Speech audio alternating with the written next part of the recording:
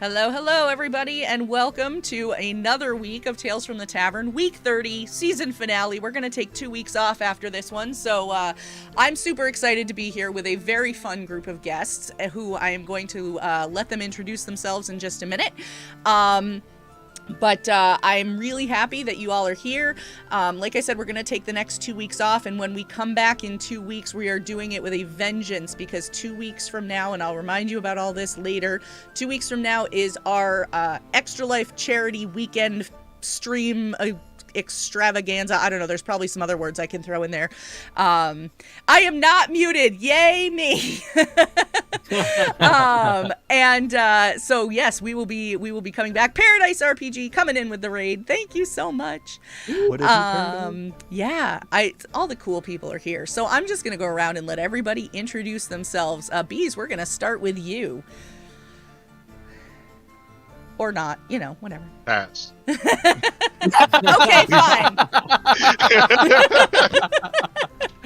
What is up, everybody? I am Big Bees, variety streamer, Ttrpg enthusiast, voice actor, and of the wee baby Seamus in regards to speedrunning. I'm getting into it. Speedrunning Mega Man X, and Nice. my hands hurt. He runs hard, dude. But yeah, that's insane. yeah. I mean, I'm excited. I don't know what else to say. I feel like I don't know what to do with my hands. I'm literally sitting here going like this right now because I'm so wound Yeah. up. I'm like doing like I'm messing. My hands are like doing so much like outside of the camera. It's like I'm just throwing up like Naruto, you know, crazy jutsu signs right now. I'm like, If you summon a shadow clone, I will be blown away. I mean, seriously. More bees. I'm like, Oh gosh, Staghorn David from Good Better Quest just said, "Do the Macarena with him." yeah. Oh, I can do that the whole. Wait, I think. Yeah. There you go. Hey, Macarena. Is this when I started taking off my clothes, Luna? Yeah. Boy. Oh no! Oh. And you can tell it's already gone way off the rails. Bees, I'm super glad that you're here. Bees has not been available on Sundays for quite a while, but I happened to message him the other day and I went, "Hey, are you free on Sunday by any chance?" And he was like, "Actually, I am." And I was like, "Great, because now you're booked." So, Yeah. Christian, let's get some info on who you are. Hello, I am Christian Spinella. I am one of the people that make From Afar podcast. I play Kippa on the show. I also edit our sound design, do a bunch of other stuff. I rock climb, I take photos, hang out with Goovy a lot. True. Pocket accents sometimes. That's about all you need to know about me. I like the sudden slip into the accent, so that's good. And speaking of Goovy, we'll head over to you. Hi, I'm Goodval Maxon. I am the other quarter of From Afar podcast that's appearing here tonight. I just play Seacart Nozagar on From Afar podcast. I also am working on launching our Twitch, but that's neither here nor there. It's not a thing yet. Other than that, I'm a big nerd who collects board games and TTRPGs, and I like bartending and making cocktails for people. That's about it. Oh, and I hang out with Christian a lot.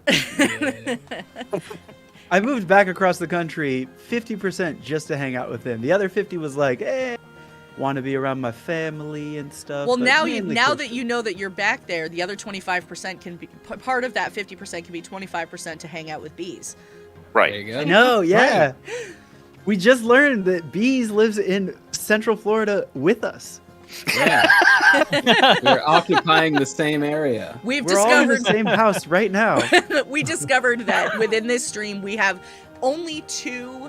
Usually we're like really good, like we've got somebody from Canada and someone from the UK and someone from like Mexico and whatever, and tonight, nope, we just did Florida and New England. That's it. That's all you get. Sorry. Sorry. So, yeah. And speaking of my fellow New Englanders, Aaron, we're going to go over to you next. Well, hi everybody. My name's Aaron Littlefield. I am a TTRPG enthusiast and have been for a very long time. I don't create any content, but boy do I boost the hell out of content on Twitter, and anytime I see somebody posting something about a new project that they're doing, I'm right there retweeting it and sending it out to the world, just trying to boost people up and give people You're a good person. Thank you. Give people the attention that they deserve. I currently play in 2 different D&D games, non-streaming, and I DM a game for preteens. Hell yeah. And they are and not only is it for preteens, but it is preteens who have never played the game before. So it is introduction to not only tabletop role playing, but D&D specifically, and it is wonderful to see these kids try and work their way through the things that I toss at them. It's just wonderful. It's absolutely wonderful. And I'm also a member of a improv comedy troupe. Off-brand improv. We have unfortunately been sidelined due to the pandemic, but fingers crossed, we're going to be back up and running sometime soon. So Awesome. Hell yeah, I love that. I love Nice. it. Improv comedy is one of my favorite things ever. So, I mean, it certainly helps with DMing, that's for sure. I bet. Right. It helps with every facet of Dungeons and Yeah. Dragons possible. Yes. Mhm. I will get back to that in a minute because I want to shout out a group that's local to this area, and Kyle, and you probably know who they are, but Probably. let's hear from you. Hi, everybody. But first, I have a quick question for Aaron. So, Aaron, you say Yes. these D&D games you play are not streaming games. So Correct. They're podcasts, right? No, they're not that either. hang on. There What are are the games other that baby? aren't streamed or podcasts? I didn't know this was. It's amazing. Blasphemy. Anyway, I hi, didn't know that everybody. happened. I am Kyellen. I am 1/3 of Tumble Die Games, and we're a game development company. And I have also recently started making music for tabletop RPGs. I'm currently releasing 1 song every week for free. And when I say free, I mean both 0 cost and 0 royalty. So if you have a podcast or a live stream or something that you'd like to feature them on, well, they're there for you. Just let me know. You can follow me at Kyle. Oh no, Luna, there's a typo in my name. Oh no! Oh no. We'll fix it. No. If you want to message it into the group chat for Sure, the sure. call. Second E is an A. Yep, the second E is an A. Yeah, exactly. We'll fix it. But anyway, I've been making music. In fact, the music that you heard when it started up is actually mine. Those are some unreleased tracks by my fictional 5-piece band of bards. I love Because that. you know how everybody always says we should play D&D as a rock band. Well, I'm making that group, and they have real music. So That's awesome. That kicks so much ass right there. Yeah. So I'm gonna need you to tag me in anything you put on Twitter so I can just shove that out to the world. Yep, mhm, got it. absolutely. Yes. I love it. Yes. So everything, all the music that you heard during our starting soon screen was all done by Kyellen. The titles of the tracks were right on the screen. If you weren't here or you missed it or you forgot what the names of them were, they'll be back again on our BRB screen when we go to take a break. So you can check them out then. But yeah, definitely awesome stuff. I know that your work has been featured in the Lawful Great Adventures podcast because I am we are both very avid listeners, as we have found on Twitter. we are. Yes. And in fact, Tale of the Manticore also had one of my Yes. tracks in it recently, which was also very cool. So Yeah. here's a shout out to John because he's running a great thing there. Yes, So, yeah, his That's stuff is awesome. really cool. He's been on Tales before too. Actually, I should yes. get it back with out me, again. in fact. Was it That's with where you? I met him. That's was on. right. That's where I actually talked Oh, to him. yeah. Was on here. Mhm. So There you go. bringing people together. It's what Yes, it's what That's we Yeah, do. that's awesome. I love it. I'm the one that edits like music and stuff into our show, so I'll be checking your Nice. stuff out. There you we go. do. Please do. Dude, I was perusing some of his stuff earlier today, Yeah. and it's good. Thank you. It's really Thank good. you. I appreciate that. I was listening to it while yeah. playing Darkest Dungeon and getting very angry, but the soothing ambiance of the Poseidon track really helps calm me down. Ooh, Excellent. Yeah, that's a nice chill one. Yeah. I know. So I actually, full disclosure, I am one of Kylan's supporters on Patreon, and the Thank you. one that he released right afterwards, he was like, "This one's for you," and it was like this super lo-fi, like really chill. I was like, "Oh yeah, this is right up my alley." Awesome. Well, for those of you who are in chat, if you've never been here before, basically the way that this stream works is all of our questions come from you. So feel free to just drop your questions right into chat. I will see them, and I will make sure that we can get them answered by your group. We also have in our channel point redemptions, one of the things that we have in there is a ask my question next. So for 1,000 channel points, you can have your question bumped up to the next one in the queue. So if you were like, oh my gosh, there's a super long line of questions and I want to ask one, then go ahead and use that. There are 3 of those available every night. So we have a couple of questions that have already come in, so we're going to dive right into those. The first one that we have is from Zealzaddy, and the question, Hey, Zealzaddy. yeah, the question Damn, is, Zaddy. do you at this point as a DM or GM still run for non-family RPG newbies? Well, I mean, I'll go back to the kids that I DM for. Not a single one of them is a family member. I know 2 of them personally because I know their parents, but other than that, they are all kids who I've never met before, and they all just kind of came in as well. What's Dungeons and Dragons? And I mean, you know, and they What and their a parents. beautiful question. It Right? is. It's a Yeah. wonder. And as a matter of fact, the very first thing I did with them was I think there was 3 of them that really just had the questions about it. So I just started off with a Zoom meeting with the 3 of them, and I just said, "Ask me your questions." And I just presented information to them as they asked. I tried to give them I tried to give them answers that would allow them to ask more questions and giving them detail, but opening up the table for more discussion with it. And as I talked to them about it, I could see that excitement in their faces and see like, wait a minute, you mean I get to tell my story? I get to do more than just push a button, or I can walk all the way there and not hit an invisible wall. And it's Yep. like, you can do that. You can do that 300 times if you want. I'm not going to stop you. You go and do whatever you. It really, and just to see that dawning of knowledge in them about it is really fascinating. So yes, I love DMing for a group of newbies like this. I really do. I So awesome. can't say that I do at this point in time, and it's not that I wouldn't. There just aren't very many local newbies to Dungeons and Dragons around me. I do run a game outside of From Afar podcast, but my sister's in it, so it doesn't count as as a non-family member newbie. The essence of it was, though, at the start, that it was a bunch of people who all were interested in Dungeons and Dragons. I mean, they'd heard of it or heard me talk about it, and they were just like, I want to give that a shot. And it was a bunch of my friends, and as well as my sister, who I love very much and I'm very close to. We went through like the starter set, nice casual time, Lost Minds and Phantom Barbarian, nothing too crazy. And then next thing I know, they were like, can we do another one? And I was like, well, all right. We did a one shot out of one of the many, I think it was the Tales from the Yawning Portal one shot. Mhm. And then they were like, can we do more? And like, now we're doing Descent into Avernus. So Oof. it's not like a game for newbies anymore, because it's been like over a year now.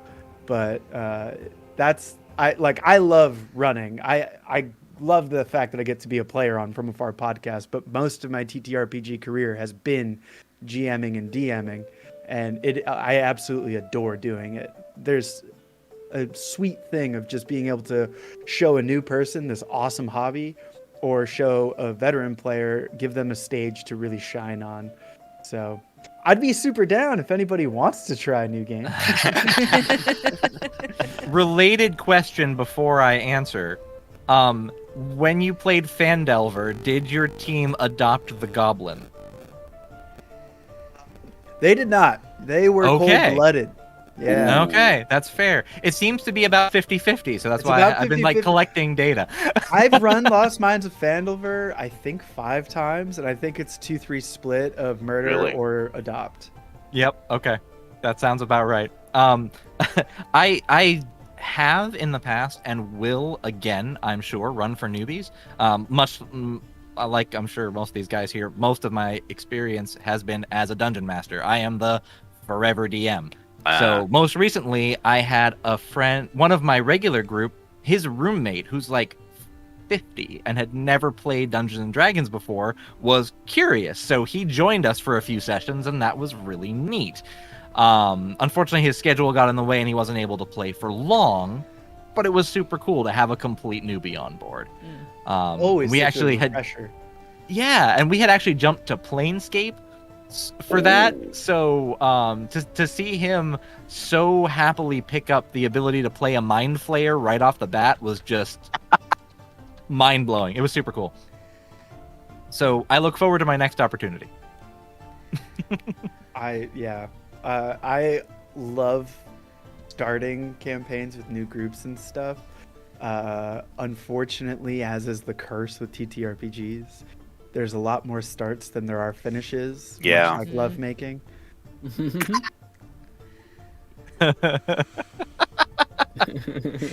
My God, that's the truth. I'm not cursed with the forever DM like you guys. Yeah, me I'm either. actually the opposite for the most part. I've been a player, thankfully.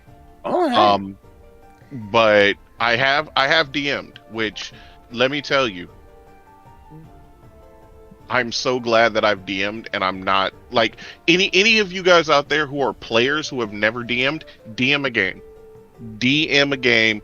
I don't care what it is. If you just go up to Candy Mountain with Charlie, I don't care. Just DM a game. Deep pull. Because because you don't fully understand that other side of the table until you do.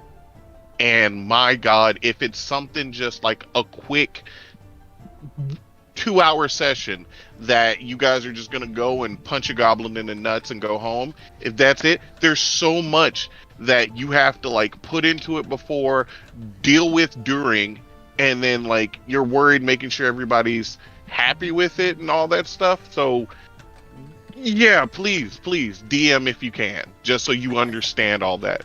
Yeah. But like I said, I've been lucky to just, I'm not stuck in the forever DM curse. I've been a player for a while now. I haven't DM'd in a long time, which I wanted to get back into DMing, so I'm writing a one shot to do so. nice. Now, would I do a game for newbies? 1000%. That's actually, with the one shot I'm doing, I'm planning on snatching some people that aren't in the TTRPG community and be like, hey, you want some of this free Pokemon candy? Come look and play. Yeah, 100%. That's awesome. I gotta agree with you. If you're a player and you haven't DM'd before, absolutely do it. I have to absolutely say, because you're right. You don't know what happens on the other side of that screen. You really don't understand it. But when you do, it makes the experience of being a player, I think, a lot more fun. Yeah. A lot more fun, and you can empathize as well. With, if they're struggling or having a hard time, it's like, hey, it's okay. Like, Yeah. take your time. Like, everything's gonna be all right. Like, you're gonna do fine. Also, Absolutely. to Yeah. add on to it, I think sometimes when you have somebody who's been a player for a very long time hopping into the DM seat, it's rare. You get this rare moment to see this unique take that they're going to put on what it's Yes. like to run a game. I mean, a prime example, not to shout out my boy, but Christian had been a player with me countless times, and I had to have been 4 or 5 years till you did your one shot. Yeah. And he, like, dove in, created this incredible world, this city that like was on the side of a mountain, and he had all these intricacies and stuff planned out that were just like cool to experience. And it ended up being like one of my most enjoyable one-shots I've played in.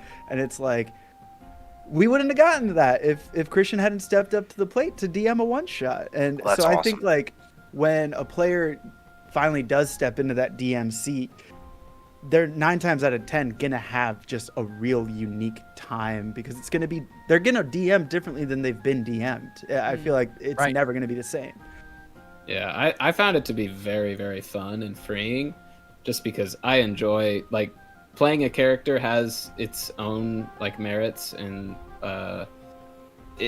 just being able to, like, really dive in on one person and understand them is exciting. But then when you realize as a DM, you're like, oh, I get to do so many different voices, or like, Yeah. they just want to like stop a passerby. It's like, I just get to make someone right now. Like, Right. it's really exciting, but it's a lot. Like I remember that one shot that I ran for them. It was like on my birthday, and I wanted to do it for my birthday, so it was really just a fun like kind of celebration thing. And I drank like 6 beers or something like that, and at the end of it, I was like, I am stone cold sober. I was like, DMing keeps you sober. it Yeah. really, your brain is just pumping so much freaking. The alcohol's iron. trying to get in, and your brain's like, no. Not right now. No. Too busy. Too busy. I've got things to do, alcohol. Right? Yeah. Not today.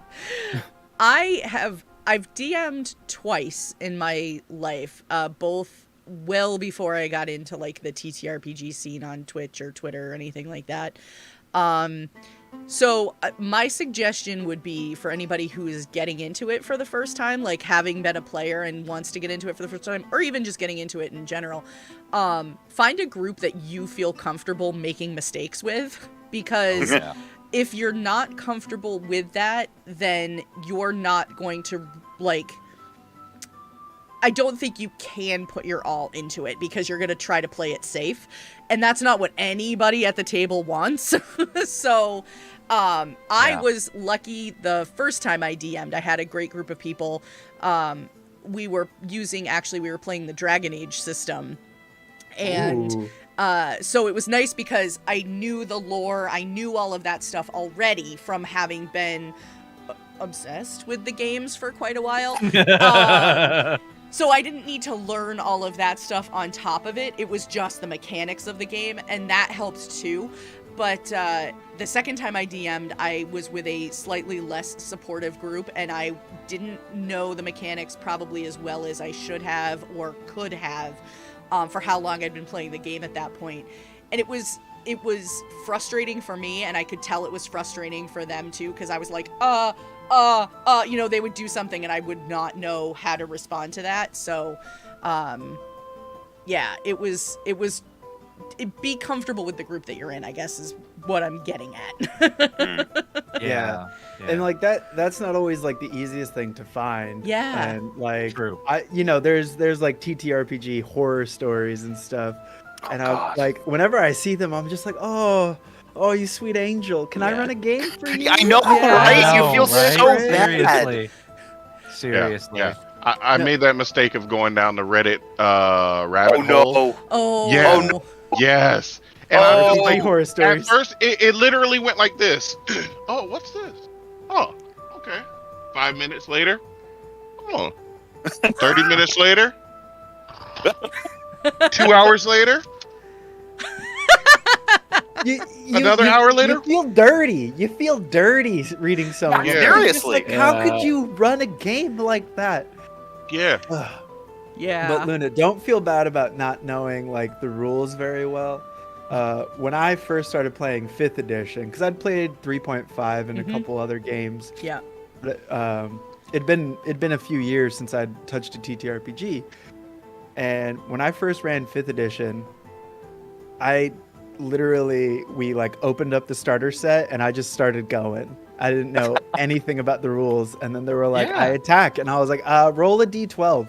Like that to me, like one of those, it's a memory that sits in my brain rent free, because I was like, why did you make them roll a d12? You know. A D20 is like the iconic thing. Why did you say that? Why did you do that? My issue is everything reminds me of a song lyric. Everything. Like, it's literally like the one thing that probably drives people nuts when they're at the table with me. And so there was you guys may know it, but there was a parody of the song Like a G6 that was made, only it's called like Roll a D6. And so I love that. Right? I don't know this, but I want it. I'm pretty sure if you just look it up on YouTube, you can find it pretty easily. And so every time somebody's like, okay, what do I roll? And I'm like, roll a D6, roll a D6. No, don't actually roll a D6. That's not what you need. That's not what you need to roll. That's amazing. Yeah. I love it. I know, it cracks me up. Staghoard's singing it in chat, so it's okay. I'm one of those, I don't know whether it's lucky or unfortunate people that I'm 36 years old and I have 30 years playing these games. And that's not an exaggeration. But my Pathfinder group, we still hit times where we're like, how does this work? I don't know. We're going to have to go look it up. Yeah. Because I feel you nobody so remembers. hard. Nobody remembers the grappling rules. And when somebody says, I want to start a grapple, like, we have to go look it up. Are you using first edition?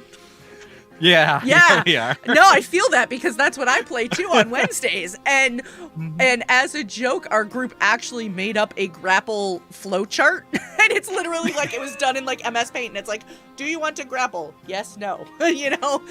Yeah. And it's like, yes You need is like it. in really tiny print. No is like huge. Well, yeah, of course. Don't grapple. What is Don't. it? Just don't. From afar, we literally, I think, every single time that we have tried to shove, we stop and we're like, how does shove work again? And we're like, I think it works like this. And Yeah, like, and then- we'll try to like ignore it and like keep moving. And invariably one of us, whether it's me, Andy, David, or Christian, will be like, hold on, I'm looking it up. Okay, shove can replace an attack. It's a special attack. Every single time. Every time. For me, it's the jumping rules. I can never remember the jumping rules. It's like, how many feet can I jump? How much do I have to? I mean, how much room do I need to jump? Wait a minute, Right. and then you have to go if back you and run count. 10 feet, then it's 3 times. Like, And your then it's 3 times. athletics. But then if you have a special feat, you can go more. And if you're a monk, you Right. can ignore all that. And But then if it's a just straight up jump, then it's just whatever. right. And it's like, oh my god. Yes. Also, Exactly. Jumping in D&D, they are super fucking heroes. Oh Yes, god, they yeah. are. Also, Seriously. like, holding your breath is like, what? Oh, Like, yeah. hold it for In 10 fifth minutes? edition, What? You have a minute plus your con modifier. So if you have +5 con mod, you can hold your breath for 6 minutes. Exactly. That's Oh yeah. ridiculous. That's a long But see- time. See, this is why I just play a lizard man, and I can just hold my breath for 15 minutes. I don't have to calculate anything. It's just like, nope, I'm holding my breath 15 minutes. I'm done. There you go. I love it. Amazing. I would just cheat as a lizard man then. I would just, every battle we get into, I'm like, I'm going to drag him underwater. Yep. You're in Oh, the I mean, middle of a it's- Stare at desert. him underwater like, Yep. Here we go. I got you. Wait, That's a valid tactic. geez, you might have just come up with a great, like, you take a magic caster that can create water, and then you just oh my like, god, yes. pull and create water and just hold them. Create There you water. go. Lizard man, grab. They're like, oh, Amazing. it's a wizard. What's he going to do? Well, guess what? Woo. Oh no! Wait a minute. Watery sphere. Yeah. Grab the watery sphere, and you Yes. just surround the lizard man while he's choking out, just holding somebody in the water. There we go. Brilliant. Hey, okay, so I'm gonna let you guys know. Anybody plays a game with me, and you guys choose some kind of lizard person, I will drown you anytime someone's near you because I know you'll survive it. So I'm just letting you know right now. Good to know. Got it. I'm on board. You're in a dungeon in the mountains. And what's this? A flood! Underground lakes and rivers. Yeah. Oh my god. Oh, I love it. Note to self, if I ever decide to DM a game that Bees plays in, make it in the middle of the desert. Pirates are Oh, wait. boarding your You just airship. muted There's a yourself. flood. Bees, you're muted. You just muted yourself, Bees. Nope, No. still. Still No, still muted. muted. You're still muted. Oh It's in no! Discord. On Discord. You're muted on Discord. There you There go. it is. It's okay. I'm a professional, guys. Don't worry. Don't worry. We're all Doing this for professionals here. years. Right? I'm sitting here. Because I'm used to like clicking on Discord to mute and unmute myself.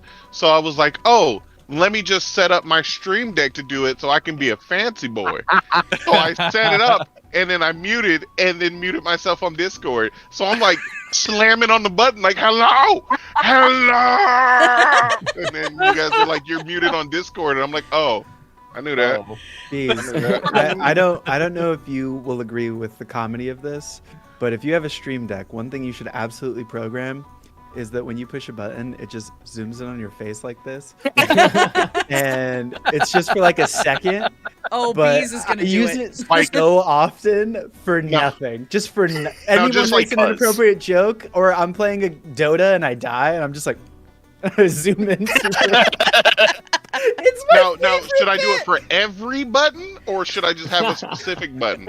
Like I change a screen and it just boom for a second and it goes back. I play a sound, boom. Every scene I have in Streamlabs has a corresponding zoom scene and Oh, a button nice. to push to it. Okay, I'm gonna need to get with you after this so you can teach me the ways, because yeah, I barely. It's so It took worth me it. 3 hours of crying to learn how to do shouting out on this thing. So yeah, I feel you. Oh my gosh. All right, let's Oh, move man. on to the next question that we have. We got one from. I know we've only been on one question. One question. Yeah, that's it. One question so far. Wow. Let's see. Jim the Dim would like to know voice acting or voice modulator. Well, laddie, it's got to be the voice acting. I don't know, you tell me, Jim. You're right, proper bastard you are. I prefer to do all my voices with just the accent. It's far more interesting that way. Honestly, a mix of both, because Well, I've Christian, been in you some have the ga- opportunity to show us both right now, brother. Well, I can do whichever accent you want. What accent would you hear? No, but I'm saying you can combine both right now. This is is Porque good no los point. dos. Voice Nice. modulation and accent at the same time? Ooh. Ooh, wow, this is very nice. Christian just became a guy named Boris standing in a cave. I would love to do accents, but I have like one. I don't know, dude. I've heard your voice reel. It's pretty good. You do. You There's do some aren't pretty good accents. Those are just different voices. Which is So an I will do accent. different voices, but not accents. Accents, no. I mean, I can do kind of a Russian accent. I can do kind of an African accent. And then it's just after that, it's me attempting to do everything else horribly and failing. That's really it from there. So I will do voices all day, every day. As long as I can get a voice out there, sure. I'll come at you however I want. It's fine. But Oh, the different accent, not just a different voice. Yeah, oh god, That's I like can't the wait. old miner, like. Oh kinda- yeah. Oh, I know what you're talking about. Blew off 4 of my toes. It's all right. Bees, That was if There it you makes you go. feel any better, I'm a big nerd in everything I do. Whether it's bartending, boarding, anything I do, I like to like consume it. And I love accents. It is my favorite form of I comedy. want to get better. I will like, literally listen to, like, while I'm driving, hours of different accents, like whatever one I'm trying That's to a good focus on. idea. I'll listen to hours That of is a like good German idea. accents. I'll listen to hours of Russian accents. That's what I need to do. I dive in, and it really helps, like, as you're hearing it, to just recreate the accent. And then, I don't know, one day I just started being able to do them. So you could do it too, Bubba. I heard that have- voice I reel. have- That's a good voice I reel. have so much to learn from you, senpai. honestly, honestly, one of the I best noticed. resources for accents is I just remembered it. It's IDEA, the International Dialects of English Archive. Yes. It's online. It is a fantastic resource. There is so many. They literally have speakers from country, almost every country, and they speaking in English, but their dialect is so different and it's so varied. And yep, I know, I hear you. They were just trying to tell you about their favorite one. You can tell me about your accent later, okay? I speak kitty. Yeah, I know you do. But I honestly love the archive because it is a wonderful place to just sit and just listen to these people talk, and then you just practice it yourself. And Is it just kinda, IDEA.com? it is dialectsarchive.com. That's really cool. Dude, I am in there. You Absolutely. don't know what you just did. That's I so have cool. insomnia. I just don't sleep ever. Just do and it. Just have fun. Probably from like midnight to 6 a.m. I'm just gonna be listening to voices tonight. I think you should. So, I honestly. first thing is I don't know how to spell, so that's great. But thank God for Google because I found it. Yay! There you go. See, for voices, I usually just take the approach of a 50-50 chance that I either nail it or it's just completely off. Yeah. I tend to have some pretty good success, because it's either it's high highs and low lows. If it's a recurring character, you can kind of develop it over time, Right. For the podcast I've been working on my Solid Snake impression because it's a really good voice to have in your pocket. That's pretty good. That's a pretty good Solid Pretty Snake. good. Yeah, it's not bad. But it took like an hour and a half of doing it nonstop until I could find the right timbre. Yeah, it does take a lot have of to practice. play with it a lot. Yeah. Also, Yeah, the Solid found- Snake. The Solid Snake voice is the one that after you've been using it for 10, 15, 20 minutes, then you start going, "Oh God, what did I just Pretty do?" much. Oh, my I God, need my yes. waters. So I'm sorry, hold on. for some reason, Another one that does that is, "Wow, stupid fat Herbertses." Oh my god, that was so good! That one will get you. That was awesome. Christian saying, Yeah. no, stop, I'm gonna nut, but in Gollum's voice. Oh no! No, stop! I'm going to nut! Oh my God. Oh my god. See, now if we're talking about Oh. like different, like That's terrible. kind of like iconic cartoon or animation or things like that, I can do more of that. Like, I can get into, some things like that, like Kermit or some stuff. Mhm. But, like it's Kermit just like, Oh yeah, sometimes if you want to play some games with friends and you just sit down and I get my paladin because that's who I like to play for the most part. And, I just That's call him amazing. Kermit so no one can say it's me. And I live my best life that way. Like, please, can you say natural 20 and I'm gonna use Divine Smite, but in Kermit's voice? Oh, I do that all the time. I came up on this skeleton and I rolled the dice and I hit a nat 20 and I made sure before I attacked, I looked at the DM and I said, I'm going to use Divine Smite. And I used it and killed him. Oh my god. Oh my god, that's fabulous. Oh God, this is so good. Oh, this is now. and you want to know how I realized I could do that voice? Because of I don't know if any of you guys have seen them or remember them, but the old like Sargento cheese commercials. God, yeah. Yes. Yes. And he was like, Oh, hi, my name's Scott and I'm here for Sargento cheese. I'm like, oh, he sounds like Kurt. Oh, Kermit's here for Sargento cheese. Amazing.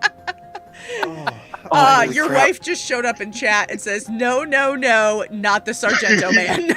Oh, She's mad because she knows at one of these days I'm gonna come up behind her and just be like, oh, you're so sexy. Mm.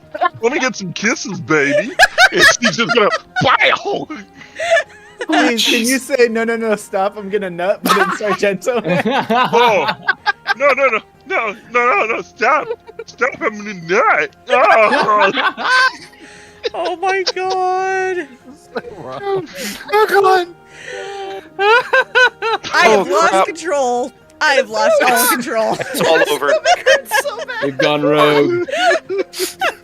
I knew this was Oh going to my happen God. with this group, though. Oh Jesus. Hey, you wanted a season finale. I mean, I know, I did. What a hell of a way to go out with bang, you know? I have to say, the kids that I DM for, one of the things that they are constantly saying is like, "Oh my God, you do voices. I love your voices." Because every NPC they're encountering, I'm altering my pitch. I give them a silly accent. They're drunk, they're stiff, whatever have you. I just constantly having fun with it. Oh Yeah. man. There's a lot you can do with rate of speech Yep. Yes. to communicate a character. Yeah. Rather, you don't even have to necessarily change how you sound. Just the way how many words you deliver per minute can change a lot about how that goes too. Yeah, definitely. And then you just throw on the Russian accent and everything is better.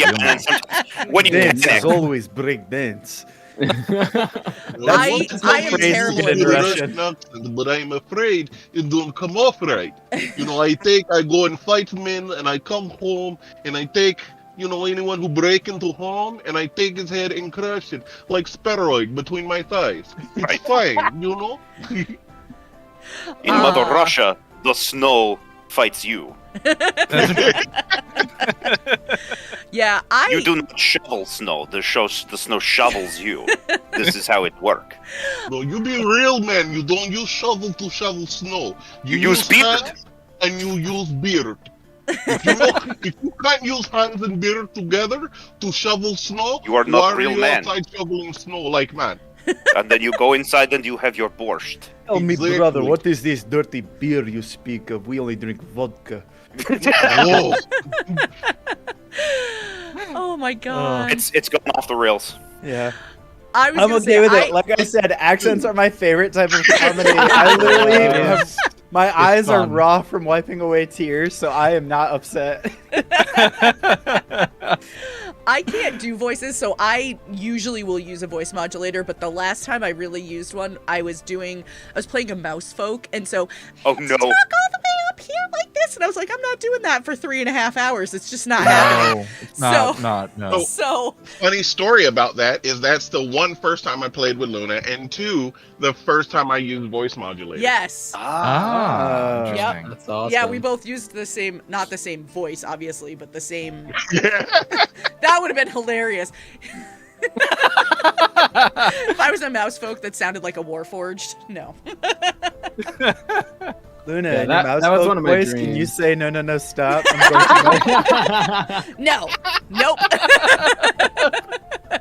What line is I drawn? got you. But I got you. will say though, this morning I was streaming on my channel and I've been playing through Mass Effect Legendary Edition, so I'm like in the middle of Mass Effect. Oh my god, I love it. I love Mass Effect anyway, but I've been Me playing too. through Mass Effect Legendary Edition, and so I was doing something on Omega, and there's a club there called Afterlife, and just outside of the club there's this guy who stands out there who's like basically begging the bouncer to let him in, and he's like, come on, Arya's waiting for me. And I was like, oh my god, I want to play a character that talks like that the entire time. Oh my god, let me inside. Arya's waiting for me. I should be inside by now. Oh my god. I'm like, Yeah. I really Wait, want to wait. do that. But like that voice, but like delivering the like epic one-liner after finishing the Lich in like, Yes. you're level 15, 16. And it's like, oh my gosh, Oh my you're God. not going to corrupt our souls. Right? Oh my god. We're like, Just so totally. You say, yeah, you got to really go full Valley Girl with that. Yeah. Oh, absolutely. well, it was funny because You were like not gonna corrupt our souls. you are not gonna corrupt our souls, okay? That's the kind of stuff that I'm more comfortable with. I used to be on another channel, and there was a stream there that was a cyberpunk setting, and I kept begging, like, if one of the cast had to be out, I was like, can I please just come in and play for like one? Like, I already know what my character is like, because she's like, this super bouncy, oh my god. And he was like, no, you are not coming on the stream and doing that for 3 hours. Fuck. I was like, I'm gonna Wow, put my hair this up in a place is like- ponytail and chew gum, and oh my god. Oh my god, did you guys see how post-apocalyptic this is? My god, it's my just God. so dark. Have you guys ever watched the TV show on Netflix called Schitt's Creek? No. I have.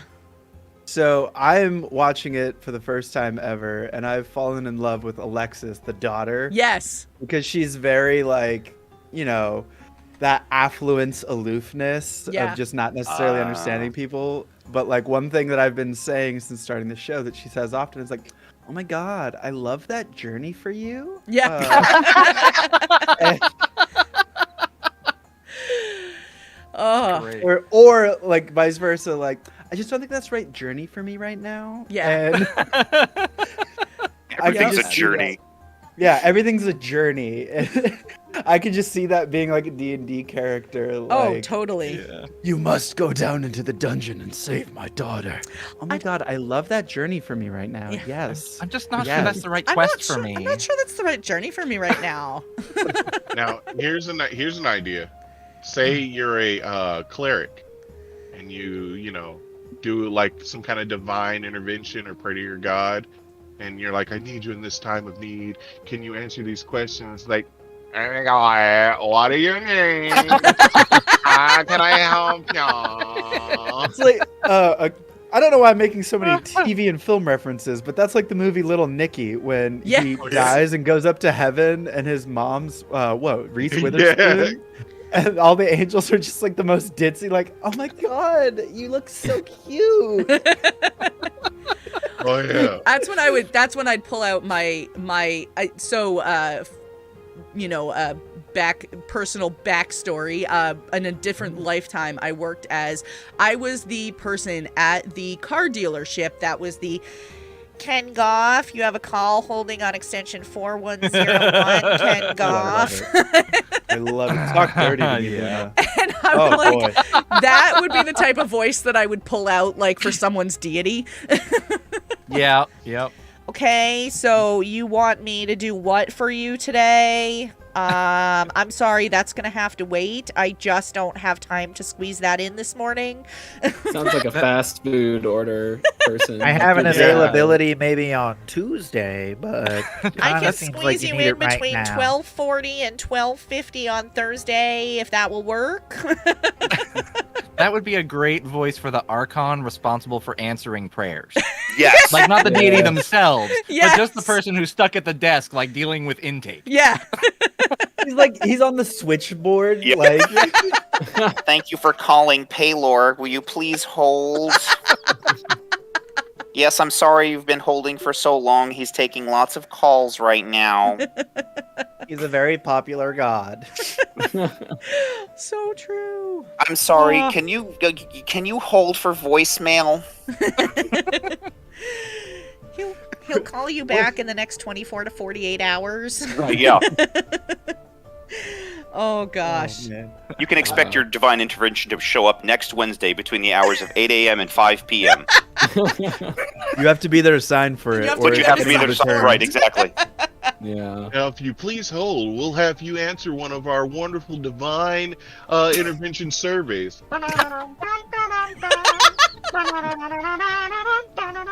On a scale of 1 to 5, 5 being the best, how was your experience today? 0. By Torm's majesty, how are you feeling? Oh my god. Holy crap. Wow. That was one of my favorite tangents I think we've ever gone on. We just talked about voices for like 3 hours. It's so good. I definitely just spit my iced tea out everywhere. We did it. We did it. Did it. This is now only the second time that's ever happened on this stream. So, We did it, guys. Amazing. We did it. oh my I'd like gosh, to think David I was there Telstra, for the first time, but I probably wasn't. can we do a campaign where it's all the support staff to the DDs? I am in. Oh my Sign me God. up. Yeah. Wow. Yes. Yeah, please. That would be so good. Let Oh me my- know. Oh, Oh my god. All of the real troublemakers are middle management. Yes! Yeah. Mm-hmm. Oh my god. The quest I is swear just to that get report. promoted. I swear I sent that report in to you. I sent it last Monday. I don't know what happened to it. It's in my outbox. See? Now, see, the problem is I'm looking at my email here and I don't see it. All right. The meeting seems to be going poorly. Your pitch is not getting picked up by Paylor. I'd like to use lay on hands to repair this meeting. Oh my god. I'm gonna cast Expeditious Retreat to get the hell out of the boardroom. Oh my I'm god. just gonna cast Featherfall and go out the window. There you go. There you go. I'm gonna let's see. I'm gonna cast Goodberry and leave snacks for everybody on the table. Ooh, there you I'm go. gonna cast Damn it, Polymorph. Diane, you didn't bring any donuts? Luna, but that's so Hold on, let me twisted. do Goodberry real quick. I got it. That's so twisted though, because Goodberry would fit into that like 80-hour work week mentality. It really like, grind would. mentality. Yeah. You just eat one berry and you're good for the day. They're like, "What do you mean you need to take a lunch break? Yeah. You had a good berry at Good lunch breakfast." Right. I saw you eat that Goodberry in the break room. Contains all the nutrition you need. Go to the bathroom. You had one good berry. They're What do you on to really me. need to do that? Yeah, I'd definitely be casting Polymorph and starting a new life as this guy. 100%. He looks pretty happy. I mean, He he, looks does. like he's having a good time. Yeah, Yeah, I like really it. does. Oh, my man. goodness. Oh, I mean, that's so good.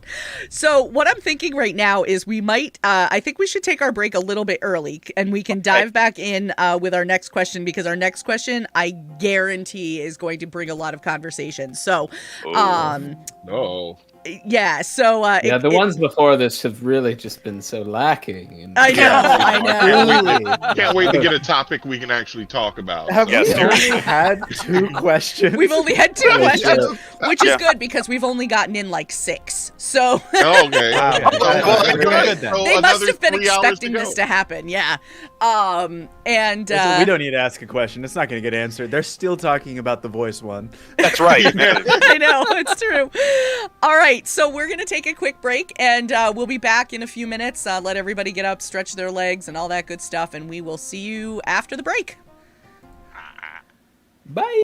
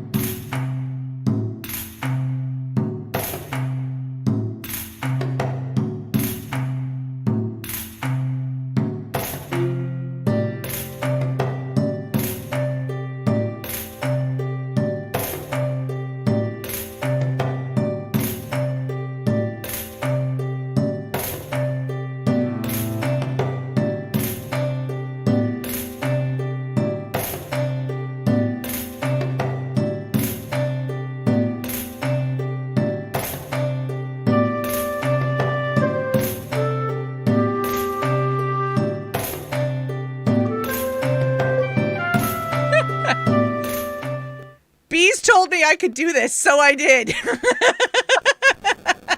Oh no. Oh no.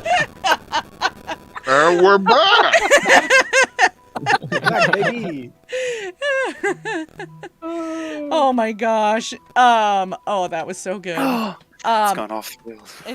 And this is why we all play TTRPGs, so we can get away with mayhem like this. Yes. Oh, absolutely. Let's see.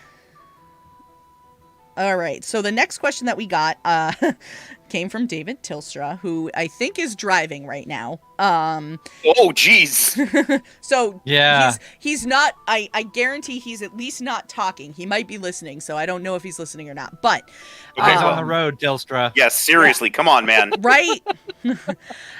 He would like to know, what is your first most memorable TTRPG moment?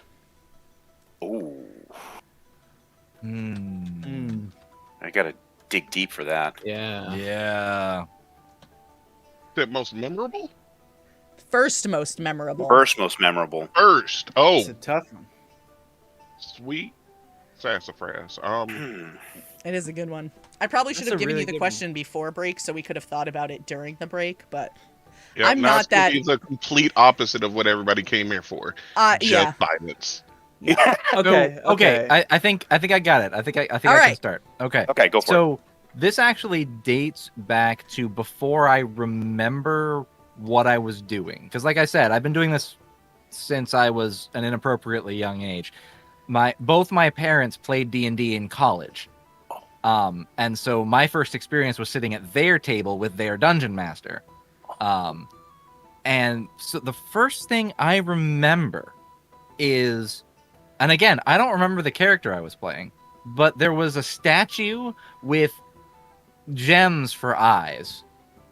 And I decided that I was going to take the gems because, I was 5. And so I decided I'm going to take the gems. And so the DM's like, okay. And so I rolled the die, I think, and climbed up there and I got it out. And it turned out that the gem was diseased.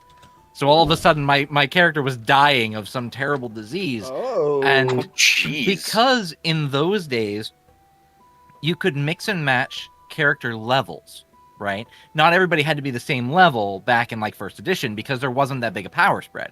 So my first level character was hanging out with the grown-ups like 6th or 7th level characters. So the next thing I remember is my uncle's character teleporting back to town so that my character wouldn't die. Oh, Wow. Wow. Wow. And that's my first D&D memory. Wow. There you go. That's really good. I struggle to remember like my first TTRPG experience, so I guess it wasn't my first like truly memorable one, so it wouldn't apply. I think the furthest back I can remember, this is probably 4 years ago. 5th edition was already out. I'd already run a game or two, but I was a player, and I played a College of Valor bard named Goliath Barbarian. But nobody liked that name. It's a Norse name. I'm half Norse, half Venezuelan. So, I was really going for that nice Viking. College of Valor is the Skald, which were like warrior poets in Viking society. I was really leaning into it. And I introduced myself at the table. and everyone was like, "That's too hard to remember. We're gonna call you Oof."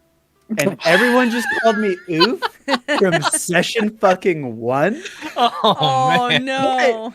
It ended up leaning into the character because the character then, he was the bard, so he was the face of the party.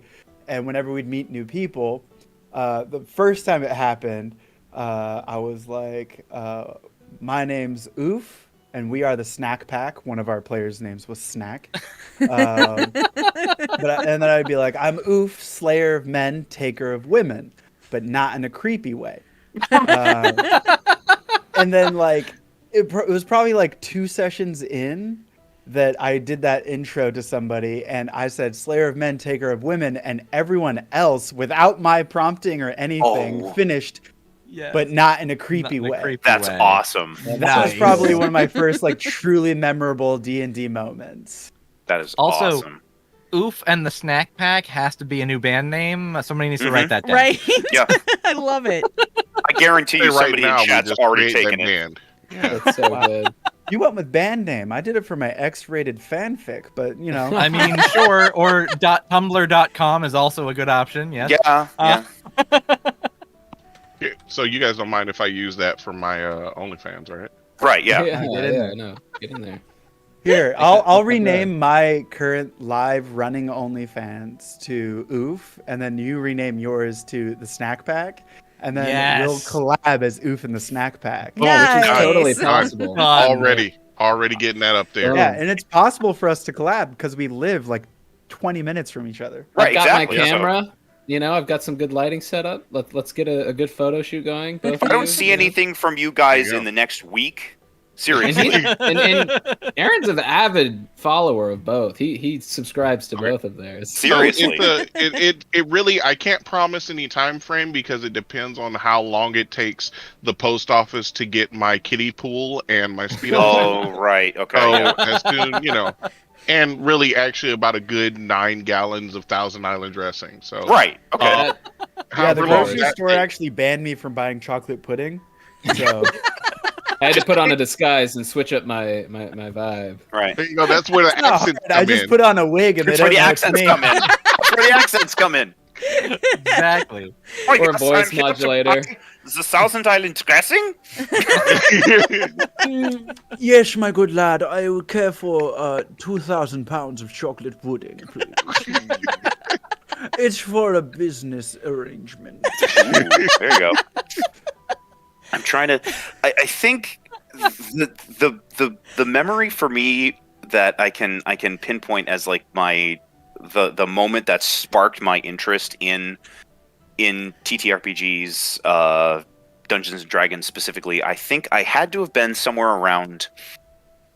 I want to say maybe 8 or 9 years old or something like that. We were on a family vacation and we were visiting with some friends, and they had a couple of teenage boys, and you could tell they didn't want to hang around with the younger kids or whatever have you. But I followed them down into their basement. They had been setting up to play like 2nd edition D&D, and I remember seeing the map laid out on this table in the basement. I remember seeing the miniatures and the character sheets and the dice, and I remember asking what this all was, and they said, well, it's like Dungeons and Dragons or whatever. And I just sat there and I watched them as they were planning out an adventure, and they were rolling dice, and they had a book open, and anytime they put a book down that they weren't using, I snatched it, and I just opened it up, and I was just like, ooh, what is this? What is this? And so I remember that moment as being like the thing that just went. I just started to consume that information. And then some years down the road, a family friend of ours, she had some grown sons who had gone off to college and lived whatever, and she said, I have a whole bunch of books in games he doesn't use anymore. You want them, Aaron? And I'm like, oh, yeah, sure, whatever.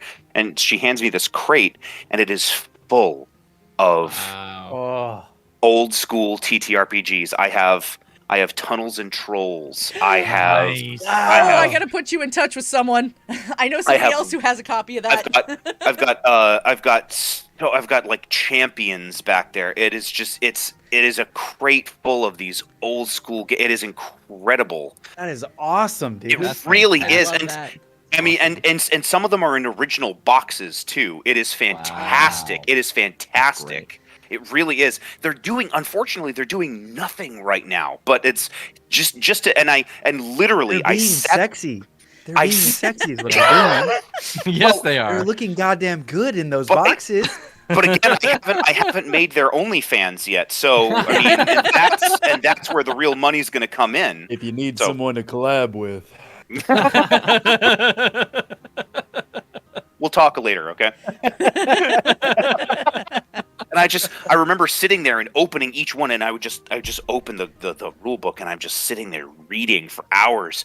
And I would take the book and slap it onto the photocopier in my parents' office and make character sheets. Just like I'm just running off character sheet after character sheet, and I just made tons of characters that I never dude. got a chance to actually Yes. play. Yes. I used to fill notebooks with them. I just sit down and roll dice. Yes. Just pages and pages and Oh, yeah. pages. I think I lost that notebook somewhere too. It's gone. I don't know what happened to it, but I still have the books. My first That's so exposure to TTRPGs was 3.5. Okay. And I am the baby of 4 kids within 5 years. So my eldest brother is 5 years older than me, 2 sisters, and then me. And when I was a wee little lad, my brother was not like wanting to be my best friend, right? You know, Right. as he's like, 16, whatever, he's just kind of bullies me. But I remember him and his friends sitting down to play D&D 3.5 and me listening and just sitting in the room while they play. And I did a very similar thing. Like when they weren't using a book, I was like flipping through it. Mm-hmm. And I remember I wanted to play and probably like 3 months go by that I never got to touch this game. But then, lo and behold, they needed a healer. Of course they did. Of course they needed a cleric. Of course. So I got to play 3.5 with them for a while. That's But I awesome. remember I'm flipping through the book and I saw as a class option a necromancer. So Ooh. I started gearing up that way. And when I tried to finally flip that switch, my brother booted me from the game. That's amazing. Oh my gosh. Wow. Amazing. That's so funny. Yeah. To That's be fantastic. fair, you were still playing your part because a necromancer is just a cleric with terrible timing. Right, yeah, exactly. Yeah. I can keep you running, baby. Forever. I love it. You It just don't gotta matter if you die, you're still here. breathe your last breath and then I'll step in. Yeah, exactly. My first exposure, I have a relatively late exposure to TTRPGs. Really, more of what kind of perked my interest in them was background in improv. All through high school, college, and stuff like that. Me, Goovy, Andy, David, and some other people. We've been on multiple teams together through the years and stuff like that. But right around high school, me and Goovy, I remember both of us being like, D&D, dang, that is like, we're nerds, but like, that's the next step. Let's take it, like, let's really get into it. Yeah, there was no like, oh, D&D, that's nerdy. We were like, that's the next step. Let's go, baby. Let's dive in. Like, we're so excited. And we were so excited, in fact, that neither of us really had any idea what we were doing, but Goovy took the DM seat and he was like, let's just do a one-on-one session. And I know some people have heard this story before, and I don't know if I've said it on Tales before, but I made a character named Butt Nipples the Stellar, who was a sorcerer. We got art of that, remember? Yeah, we did get art Really? of that. Oh my god. Nipples the Stella. Yeah, we got Wow. art from As Patrick. whimsical and funny as that name is, but honestly, it was such a just beautiful moment of like, we've done improv together for maybe a couple of years at that point or something, but we were just like, let's figure this out. All right, let's sit down. So what is D&D? This was within like the first, I think, month of 5th edition's release. So there was no D&D Beyond or Yeah, it anything was- like that. Yeah, we were just going in dry. I only owned the Dungeon Master's Guide. And so we were trying to look up what the spells did, like dance, because there was like a shitty character generator for 5th edition that came Yeah. out right as it launched. and Christian like rolled one up, and he was a sorcerer, Butt Nipples the Stellar, but he had all these spells that I had no idea what they did. Oh my god. So we tried looking it up, but that was boring. So in the spirit of improv, we just kind of rolled with it, and I remember so clearly. He This had is the when I spell fell in love, when we just disregarded the rules. completely. Yeah. But he had the spell Dancing Lights, and I didn't know what it did. Now, as we're all seasoned TTRPG players now, it creates orbs of light that cast a bright light out to 20, dim light out to 10, blah, blah, Right. blah, blah, blah. Right. That's not what I said it did. I said it stunned anybody that saw it. So he starts ransacking this Oh my God. made-up city that I had put him in. And he's just, because it's a cantrip, or I think I said it was a cantrip, but he's just casting it left and right, stunning everybody and killing. Oh my gosh. It quickly Amazing. devolved. He had Tiamat swoop in and kill me just to Oh end it all. jeez. Good move. Yeah, it was great. But that was my first like real just like wow. So this is D&D, huh? That's awesome. Incredible. You can Oh see my God. dancing lights being turned into something like a disco ball. Yeah. Yeah. Rave. Yeah. If go. you had no prior knowledge and somebody says dancing lights, Right. I was like, I don't know, Yeah. lights come out and dazzle them and they're stunned. Anyone who can see it's like, whoa, what the You They know, start dancing for a couple turns. Yeah. that still is the interpretation that makes the most sense to me after all these years. Like that's what I thought it did early on because that's what the name says it does. says dancing lights. Right. Like it's a It's like a I'm totally on board. laser like hypnotic lights and like pattern multicolored. is what Yeah. I thought dancing lights was. Yeah, pretty Oh, much. There you go. Pretty much. Yeah. Yeah. Yeah. Makes sense to me. So for mine isn't I don't have a long history with TTRPGs. I played my first I was introduced to D&D when I was in the army, when I was actually deployed. Oh, And nice. Mhm. so yeah, a friend of mine, he was like, "Come on, play D&D." I was like, "Psh, I'm not a big nerd like that." And so, a couple months of being stuck out there bored as sin, I was like, all right, let's see what this is about. Sure, why not? And he was like, you can play any one of these characters. And I was like, all right, I want to punch people. I just want to hurt people. And he was like, cool, you can play a barbarian. I was like, all right, cool. Let me see what is a Goliath? And so my first character, I remember his name. It is Ulnok. He was a Goliath Barbarian who I determined this ahead of time, who ate kobolds, because I didn't know exactly what kobolds were. Oh, So we go into this, we're sitting here going in this party, and we enter this dungeon, and he's like, all right, you go in, he's like reading from a module, and he's like, all right, so you enter into the cave and are surrounded by, Oh no. oh shit. And I was like, we're like, what? Surrounded by what? And he's like, kobolds. And I'm like, My time has yeah. come. it's an So- all-you-can-eat buffet, and I I'm just- hungry. And this was with for fourth edition. So Goliath Barbarians were broken as fuck in fourth edition. So I can't remember exactly how I had them set up, but damn near anything I did would add temp HP. Oh my god. So I just ran Lord. in there and I was like, they were like, okay, so how are we gonna do this? How are we gonna Leroy? They're like, what are you doing? I was like, I run in, kick open the door, rip the door off, and slap a kobold. And then, like I'm rolling and doing it, and he's like, Jesus Christ! And I go in there, and they were like, all right, so now you're surrounded.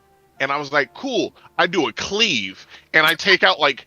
I have that feat where when you kill something, you get to attack again. Oh god. So all these tiny little wee baby kobolds, and I'm just like, cleave. Let me do it again. Cleave. Let me do cleave. And I knock out like 5 of them, and I was like, can I do a bonus? And he was like, sure. And I was like, I grab a kobold while staring into the eyes of the others, and I eat him. And God. And he's just like, sweet Christ. Okay, well, the combat is over now because nobody in this cave wants to fuck with you. And I was like, yay, I'm EDD. My boy That's said hands amazing. on sight. Teeth on sight. That is awesome. I That was is. like, I think I like this game. I think I like this game. So, That is a great way to break into. Mhm. oh yeah, Yep. oh yeah, With a bang. yeah. love it. I was hooked. I was hooked since then. That is so But yeah, awesome. that was my buddy, my little starter boy. What was his name? Ulnok. Knock. Oh, Yes. Yeah. Thank you. Yeah. My, the devourer of kobolds. My best friend from Kobold high school Cruncher. also still plays with his army buddies, so apparently it's an epidemic. You get stuck out there in the shit for fucking months. You know, you start looking. You can only watch anime and porn for so long. Then Right. You gotta figure something else out. Why did you say "and" between those two words? Sometimes I'm you want to watch confused. some like Rurouni Kenshin, and then sometimes, yeah. Oh my god.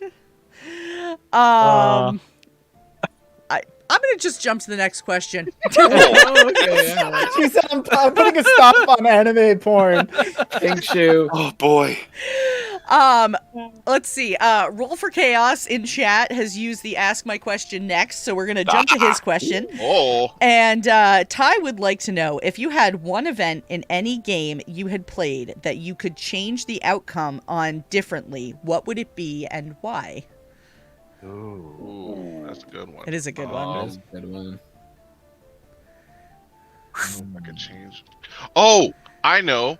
Well, I mean, there's a lot, but I would say one of them was that I probably in the series finale of a certain show that will not be named, probably not waste my last goddamn monkey paw wish to set the villain free, Ty.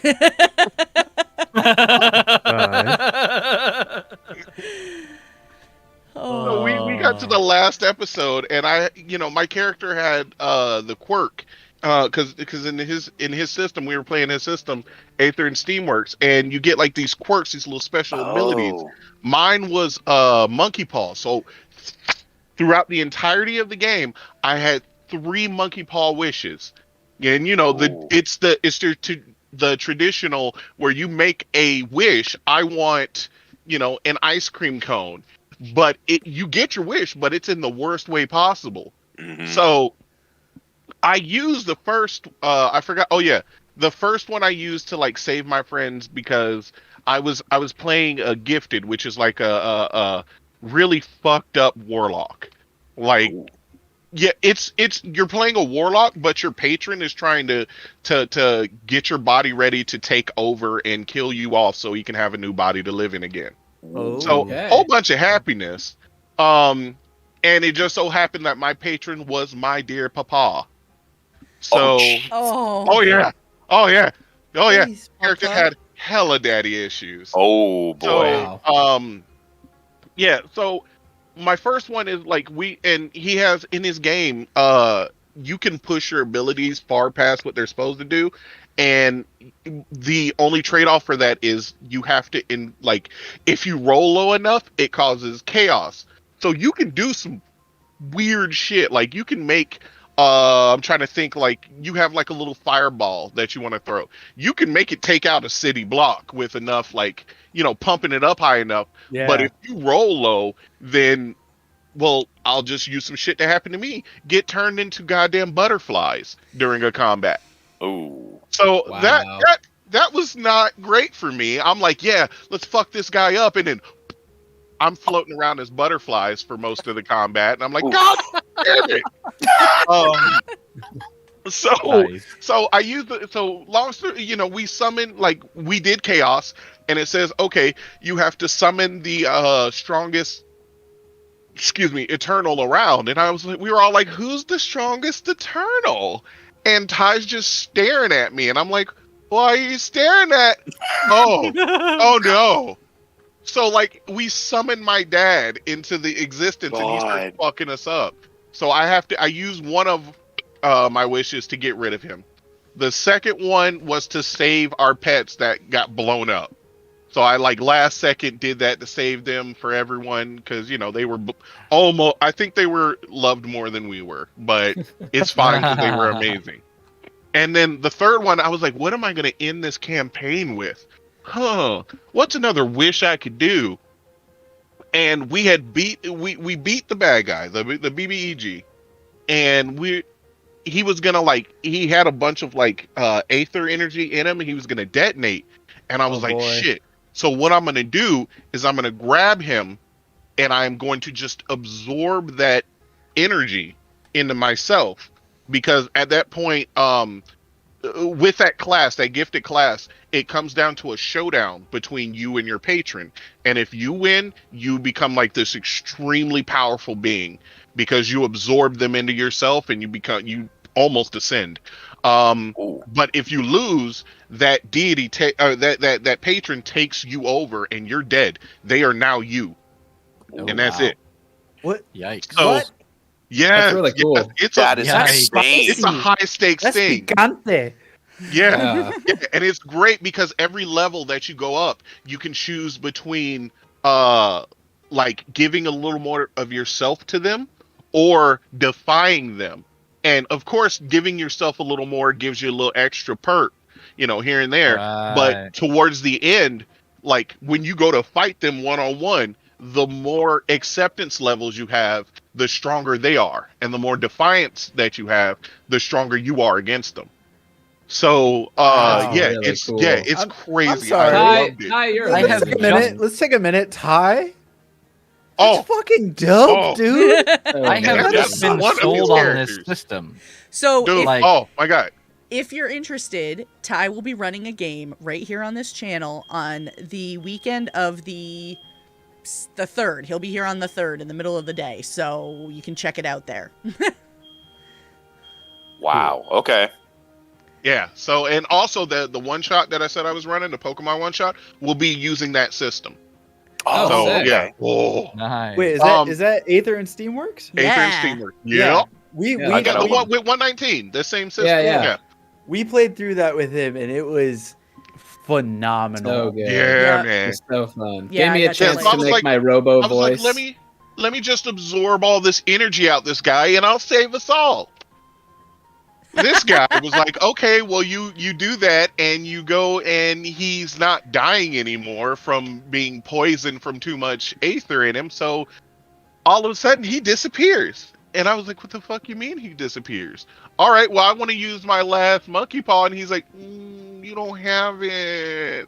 I was like, what? How did he? What the fuck? No! So he lived on because he like that connection when I was absorbing the aether from him connected us for a moment, and he was able to just steal that from me. I'm like, you son of a bitch. Damn. Yeah. That's really good, though. Yeah. I was spicy. like, damn it. That is very Oh yeah, spicy. that would be something I wish I could change, Ty.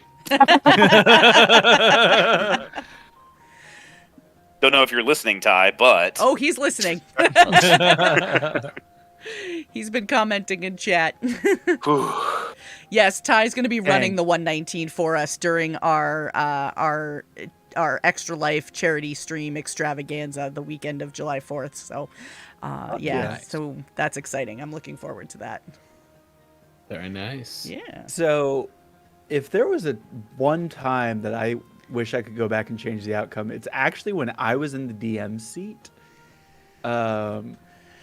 So before we launched From Afar podcast, me and the boys took a very low and slow approach to podcasting as a whole, and it all started with I was just running a campaign for me, Christian, David, and Andy.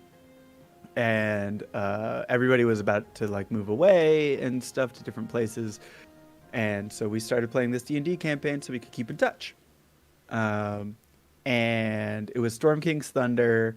I have no qualms running a pre-written module because I use it as very loose guidelines and kind of just do my own thing with it. and but we're a decent chunk of change through the campaign. We've had some very hilarious moments, some very poignant moments, some very angry moments, like in character.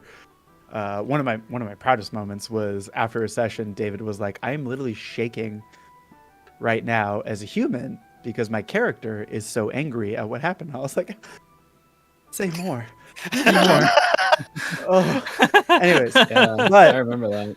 there was a moment where I had taken a character from Andy's backstory, and Andy's backstory had built him up as just this like good of all goods, and I had put a little gray into him, and I think it was Nintendo. It was Christian's character.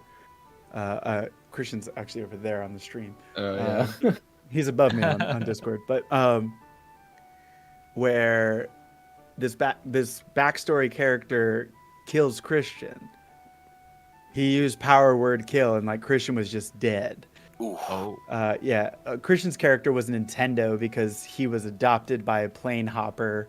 So the bit was that he'd been to our plane, maybe. All Christian's doing. Anyways, this backstory character kills Nintendo, and I thought it was gonna be this like whoa moment, but it was more of a like, wait, he's supposed to be like good of all goods. And I was like, ooh. And then like the next session after that, Nintendo does get revivified and everything, but we played it that he'd kind of gone on like in death. He'd spent many years in this like other plane place. And it was just received really poorly. And like it kind of put a bad taste in everyone's mouth. It was a great learning experience of like the pendulum between like lightheartedness and drama and like melodrama almost. When that pendulum goes too far, you have to pull it back. And I think we just let it go too far one way. But I just remember like I delivered that scene and I'd like written it up. I was so excited. I'd spent hours prepping for the session and it got received like poorly. And I was just like, ugh. And then when you get pulled out from your writer's seat on that, then you have the moment of like, yeah, there was a lot of other things I could have done that could have been cooler or better or more fun. Right. And I went with this one and it sucked. Why did I do that? And I think it was a great learning moment, but I do wish I could have changed that outcome a little bit to have made it more enjoyable for the table as a whole. Sure. Mine's a little bit simpler. We played an off-air game with Jared Jakovich, who guested as Tuarok on our show a while back, but he just wanted to run a game for us, and me, David, and Goovy got to play this one shot that he devised. Super fun. He ran it so well, but at the very end, Goovy's character died. And Goovy has a habit of making characters that either want to see or seem to want to die or just end up dying in some sacrificial moment or something. So we were all just like very eye-rolly and everything. But it was actually due to like this legitimate story reason and everything. So we couldn't be mad, but I was like, it wasn't my choice. I did not sacrifice myself. It was a plot line that before the session, like a week before, Jared messaged me, "You have a slawed tadpole in your chest. Oh. You know it takes about 2 weeks to gestate, and it's been about 2 weeks." Yeah. So that started happening as I'm like, because I kind of like took the face of the party type thing. I was playing a bard, College of Whispers, and a kobold actually. And don't eat him. But I was just like fully just like doing all these things like, oh, I got this. Like I'm working the system. I'm using all these, bard tricks and magic stuff to make sure we can just get out of here clean. And then like the plan goes awry and like he falls out of this, what was it? The hole, the space hole thing. Portable hole. My favorite magic item. Yeah, he like jumps out of it because otherwise he would keep spawning those slogs and then kill the other guy that we were supposed to rescue in there. So it's just like, it just became such a helpless moment where it's like, well, see you later. Like we gotta get out of here. We're doing like a heist prison break thing, so it was like we gotta go, man. Yeah, the whole MacGuffin was a person we had to rescue, and me and him are inside this portable hole together as the slot bursts out of my chest. Oh. And it doesn't kill me, but I'm like sitting there basically at death's door, and I was like, okay, if I stay here, our whole MacGuffin person is going to die because they're both outside of this portable hole, taking us away from this prison. So I just jumped. And I remember David getting like, are you serious? What? No. Can I grab him? Can I like try to reach for him? Can I like drop down and pick him up out of the air? And Jared was like, no. Ooh. And Wow. like both David and Christian were like, Powerful Gooby, word. why do you always fucking die? And I was like, it wasn't my choice this time. I promise I didn't mean to do it. It was so good. But it was a good moment, but also it was like, damn, we could have got away clean. Could have been Danny Ocean. Ocean's 3. That's actually, I have a question for everybody. All right. What is your preferred amount of players at the table, and what do you typically play with? Player number wise, or just or like number of players other than the DM. My preferred amount is this. I feel like my sweet spot is somewhere between 3 and 4, or 3 and 5, really. I think with like a maximum of 5 players, at least for me, I can still maintain a reasonable amount of tension and role play and balance between allowing everybody to kind of have their moment, sort of thing. For a long time, I really only DM'd or GM'd for 2 or 3. It was just it was very small, intimate groups, Mm-hmm. Yep. I have done as many as 10 at a table, and it is a nightmare. So at one point, I ran D&D as a fundraiser for a youth group that I was part of, which the adults did not like, but it made buku bucks because I knew a bunch of people who wanted to play D&D, and they were all willing to chip in $10, and so we made some pretty decent cash as a youth group for a bit there. But it meant that I was sometimes running 1.5 tables of 10 people, just trying to make sure they had a good time. That was crazy. I prefer 4. like you said, 3 to 5 is perfect. Mm-hmm. Yeah, I've gotten so used to just doing the podcast. It's like there's 3 players, 1 DM, everyone, and there's so much trust and vulnerability already at the table between us that it makes it easy too, with like just passing the baton off like between scenes or something, and knowing when to step in, knowing when to step out and stuff. Right. When it gets to be that many people, it's like just the allotted amount of time you have. It's like not everyone can have a moment to shine, because otherwise, like that would just literally be an all day thing. Yeah, and like as much as I'd love to say I could play TTRPGs all day long, past the 4-hour mark, people start dropping. Like you just can't be as in it anymore. It takes so much energy just mentally.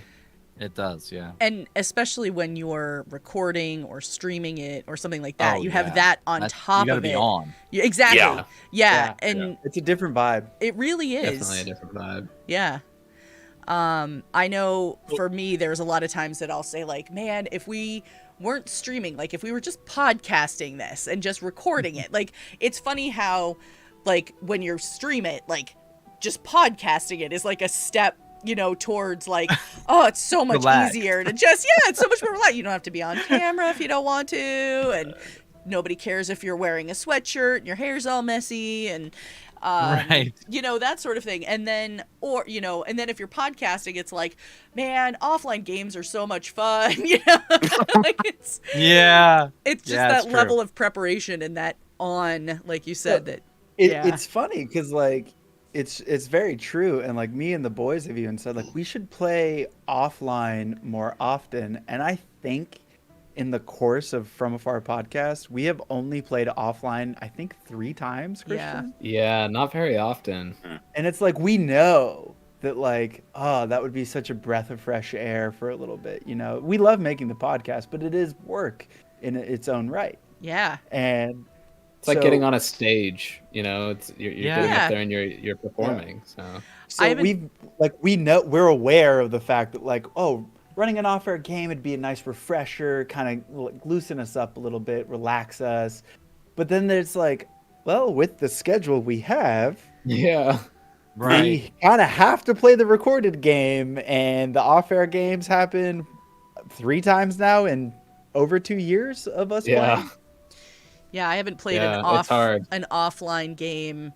Well, and when I say offline, I'm talking like sitting at a physical table with a group of people. I haven't done that since 2019, like pre-pandemic, and that was just because, you know, like life just got in the way. You know, I Yeah. had a group, we were playing regularly, and then it just became like oh guys, I can't meet this week because life is, you know, is messing with my schedule. And then the next week, another person, oh guys, I can't meet this week. And it was a really small group. It was 1 DM and 3 players. So if somebody can't be there, it's like, You're done. Why? You know, there's nobody else.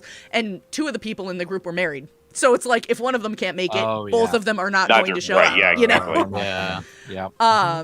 So I really miss that. I've done a couple of games, like, you know, just via Discord, not streamed, not podcasted. And it's again, it's fun. I like doing it. It's just not the same, you know, like I just miss rolling my dice.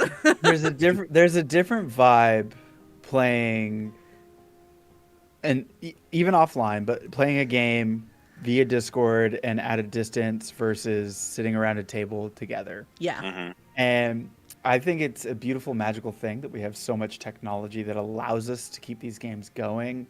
I mean, From Afar literally started because we were going to be at a distance. We knew this was going to be online primarily.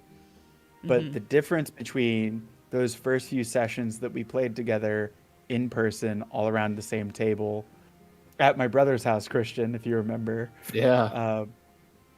versus at first David just Skyping in with us recording with one mic. It was so bad. It's so bad.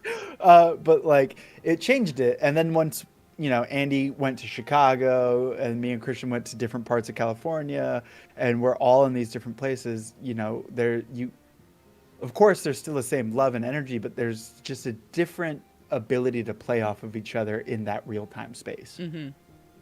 Yeah.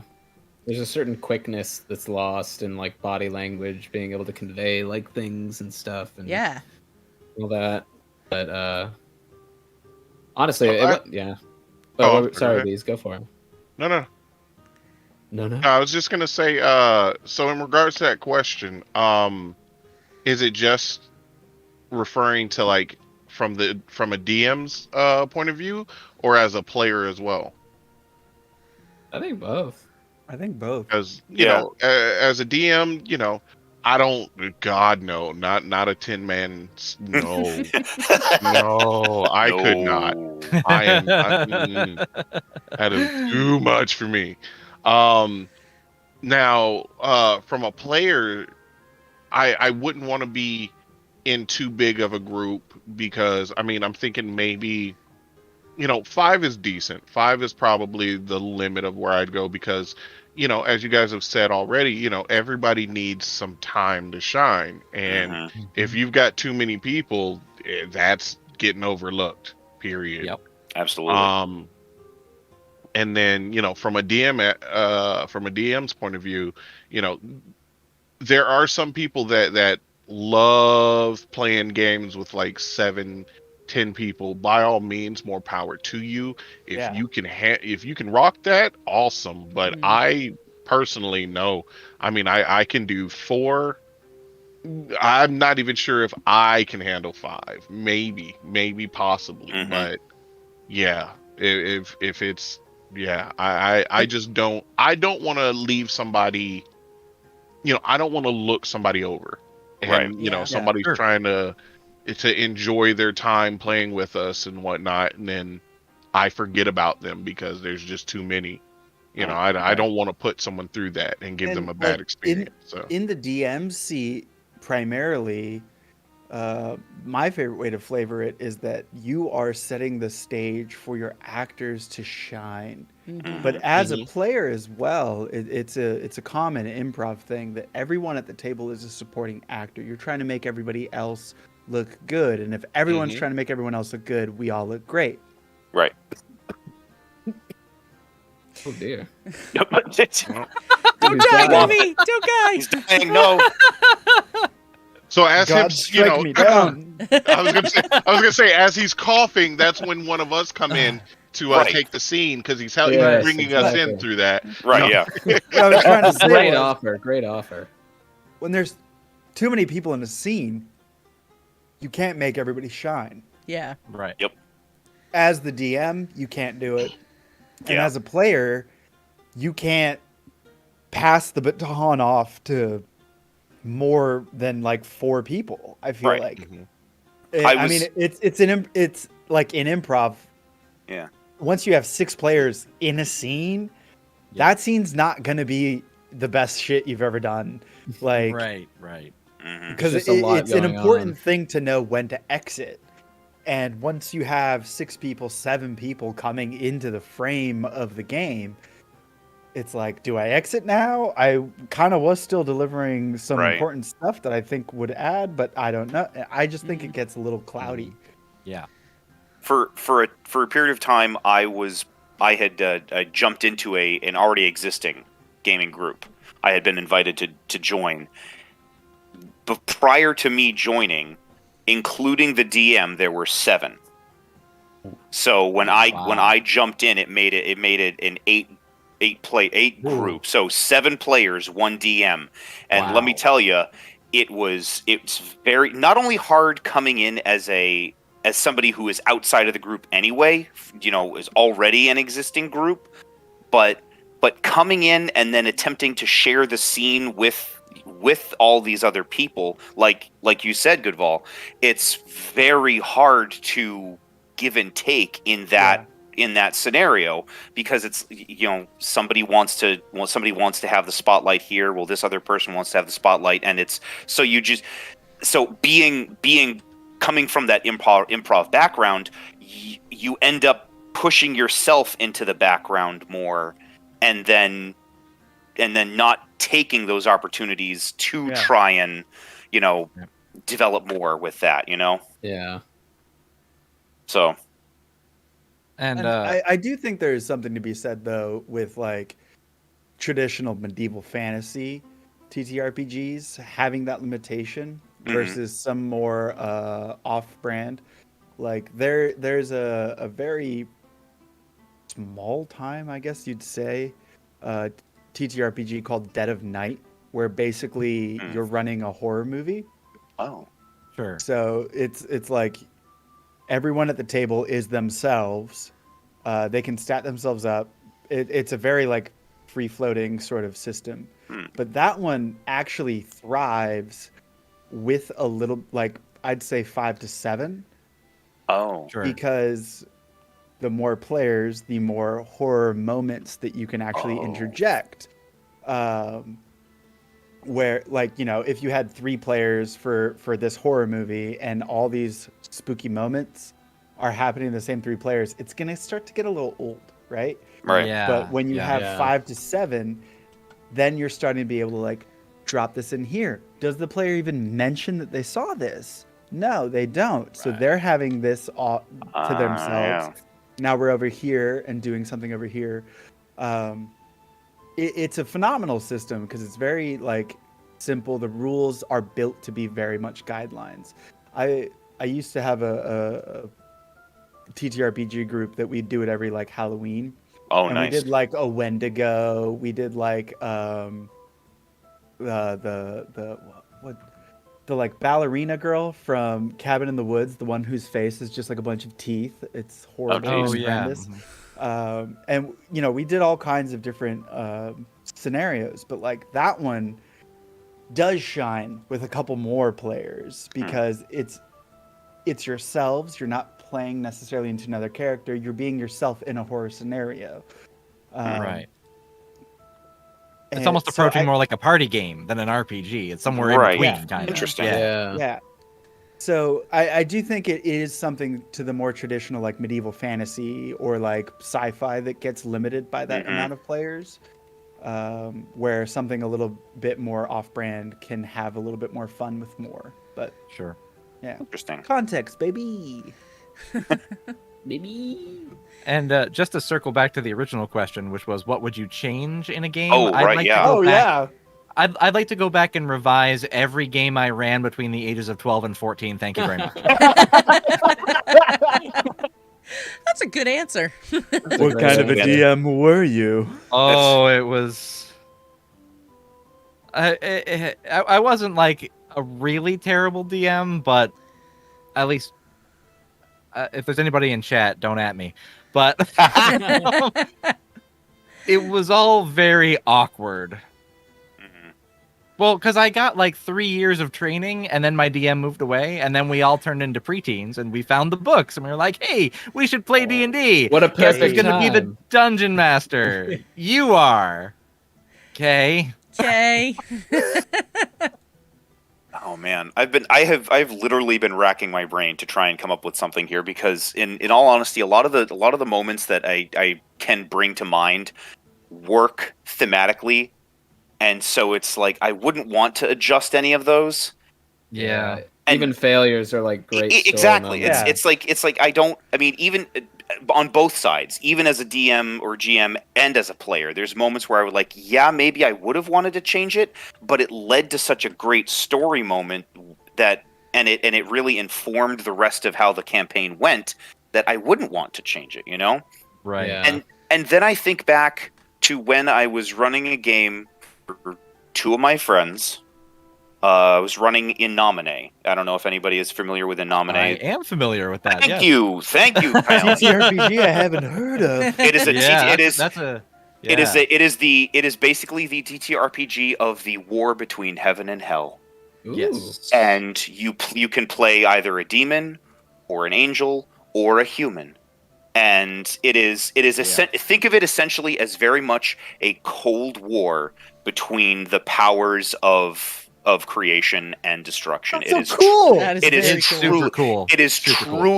truly a wonderful TTRPG. You only use 3d6 for every single roll, Yep. Wow.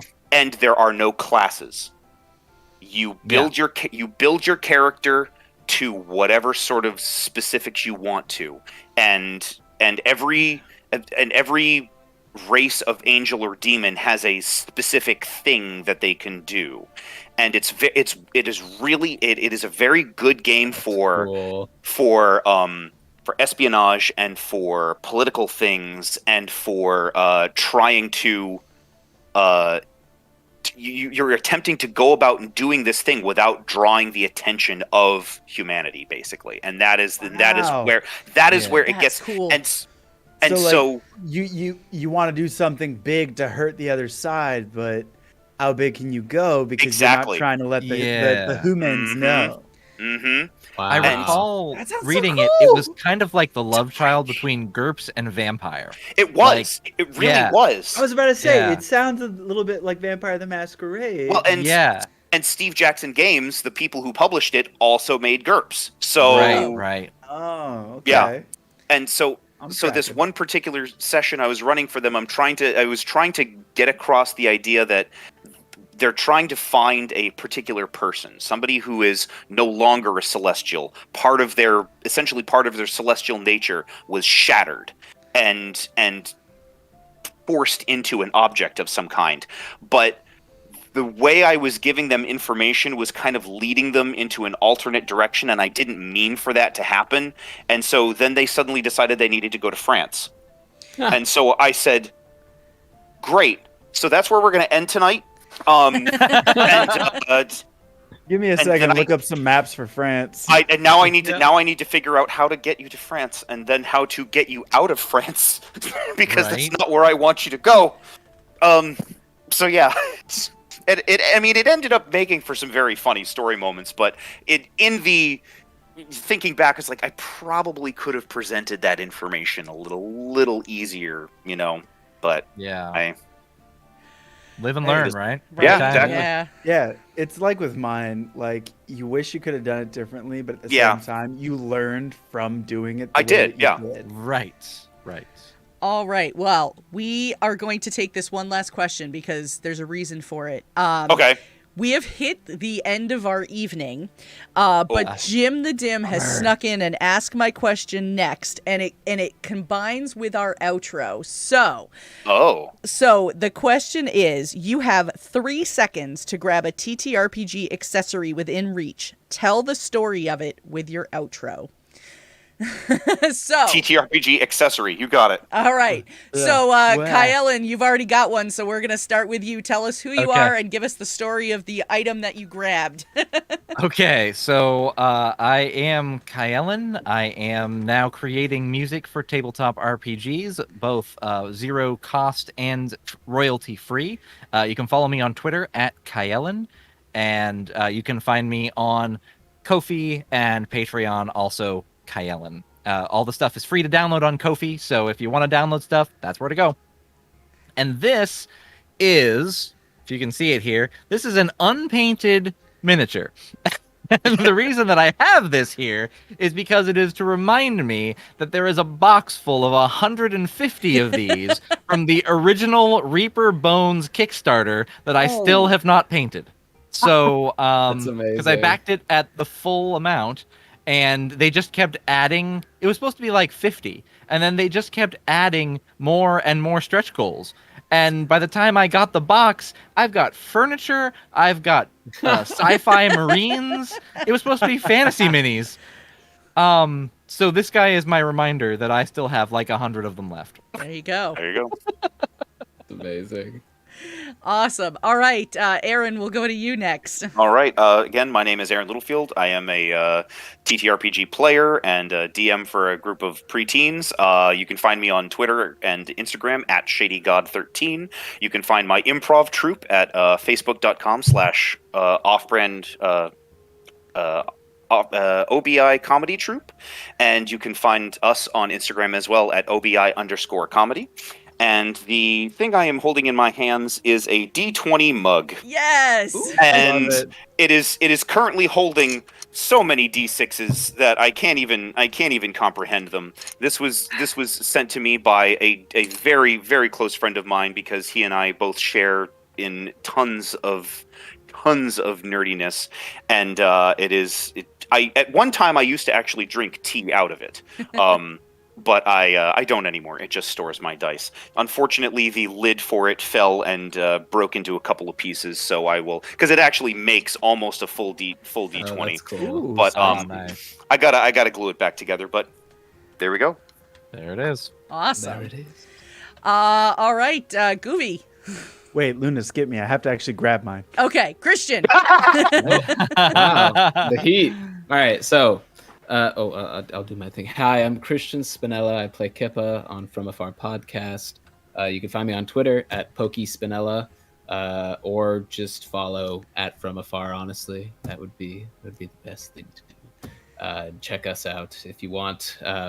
Anyways, my thing is Pugmire. It's Oh, a yeah.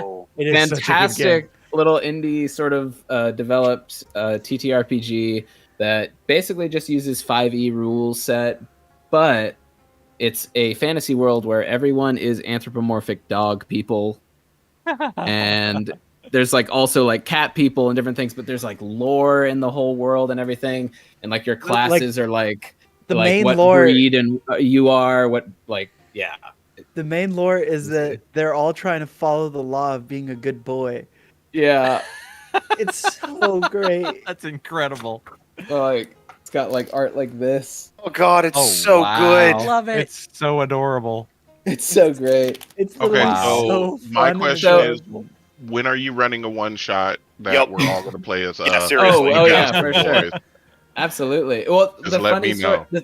the amazing story behind it was we were visiting Andy in Chicago while he was going to school up there, and we go into a random comic book shop, and like I see that, and I'm like, that's dope as hell. Dude helping out, running the counter, comes over. He's like, "Oh yeah, I did the art for that." We're like, "What?" He's like, "Yeah, What? yeah. Like Oh, nice. most of the art in that is me." Blah blah blah. I'm like, awesome. So I'm gonna buy this now. Can you sign it, please? And then he Yeah. did, and Nice. it was Nice. awesome. We were like so psyched. We're like, can't wait to play this. We put it in Andy's backpack. We get on a bus, and then Andy leaves his backpack on a bus. Oh, and- no. We spend We- the next like 4 hours trying to find the same bus to find the backpack, and somebody definitely took it off the bus. Oh No. no. And it's like, in the thought, we're just like, you got Pugmire, whoever you are that took that backpack. Signed copy. Like, of are you Pugmire. really that psyched about this? Yeah, there like was like very nothing else obscure really in RPG? it. I think he had a charger. Yeah, Pugmire, luckily like, no like oh. laptop or anything. But Oh my gosh. now it's a fun story, and we got another copy so we Yeah. can play. There you go. All right, Goofy, back to you. All right. Well, mine is this lovely little dice bag that I actually got from you, Luna, when I won a set of dice from you. You did. However, this dice bag does not hold dice anymore. It holds marbles. Oh. Oh Me- God! Wait, this is great. Me and the From Afar podcast boys. And I didn't some know of that our bag came high- from Luna. It came from Luna, yeah. Oh, thank you. But, That's- okay. Me and the From Afar podcast boys and some of our longtime friends are very avid Super Smash Brothers players. We will literally play for hours at a time. When Smash 4 came out, we all took work off and played for like 3 days straight, where you would just fall asleep whenever you fell asleep. People would keep playing, you'd wake up, and you'd come back in. Wow. We play Smash. Anyways, when we are about to be done playing Smash, no matter who's won the most games, we'll say, let's have one for all the marbles. And this has been going on for This has been going as on for long as we've literally- been playing together. Yeah, literally like 8-9 years. And whoever wins that game has the bragging rights for that session of Smash. And then one day we decided to actually buy marbles and we put them in Luna's dice bag. And I now love that. whoever actually wins takes home the trophy of all the marbles. I currently have them. That makes me Apparently. super happy, actually. Not for long. I love it. But all that to be said, I'm Goodval Max, and you can find me at Goodval Talks on Twitter. I'm part of From Afar Podcast, at From Afar Podcast on Twitter. I play Sieghart Nozagar. I'm also heading out our Twitch stream, which will be launching soon, and we hope you guys can check it out. Thank you so much. What? All right, bees. Ass. Okay. God, what a good callback. So good. Well, I will also go with something near and dear to this channel. Remember this, Luna? I do remember that. Yes, love it is a dice like a dice tracing. Oh, And- nice. Yeah, Spicy. and it's magnetic because look, well, bam. Oh, nice, nice. So yes, I won that here on this channel. He sure did. And so the dice inside.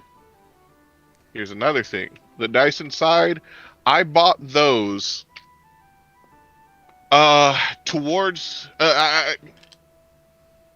one of the first games that I ever like actually played online with a group of people was with my buddy Tyne and Kellamal and some other people that I actually still the luckiest man in the world because I found these people on Reddit. I just put something on Reddit, say, hey, who wants to play D&D online? And I was Wow. like, it's Wow. like asking to meet up with people on Craigslist. I'm pretty Yeah. sure I'm going to get stabbed.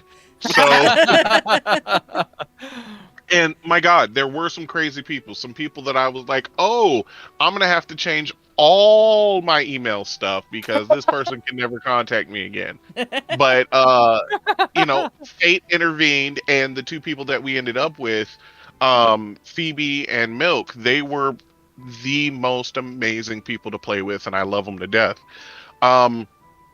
So when I was playing in a game, they didn't really stream much, and I was like, man, I really want to.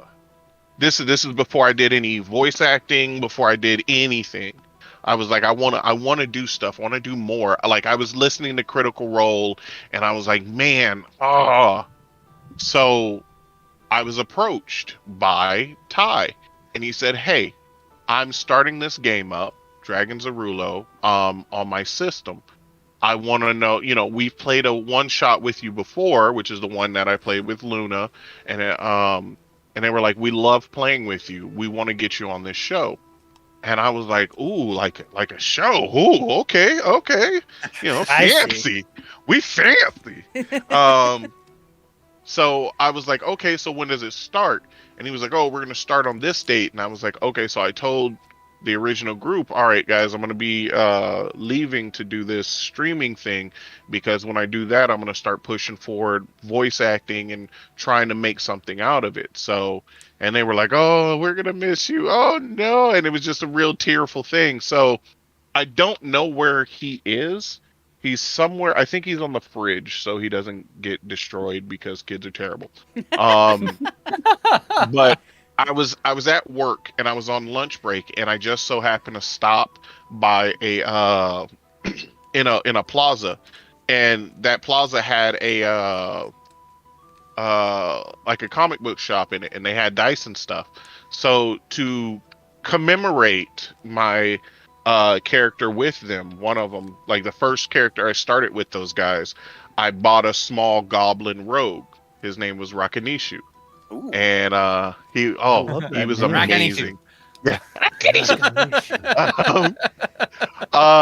So I got that, and then I got the dice because they were gorgeous, and I bought them the same day to commemorate my second character, the Gith Zerai, because the Gith Yankee are the They're the bad ones. Yeah. So it was a Gith Zerai, yeah. Which this is all tying in because my Gith character, his name was Jesus, Mother of Christ. I can't remember now. Wait. That's a weird name. Yeah. It's Jesus, Mother of Christ, at your service. Damn. What was sweet Jesus? What was that? Oh my God, my brain. Because now I'm putting myself on the spot. So now I'm forgetting everything. Oh, Jesus Christ. Anyway, the name of that character is what I used as the Malekna Krazak. There. That's his name. I understand why you couldn't That's why you're having remember. trouble remembering. Yeah.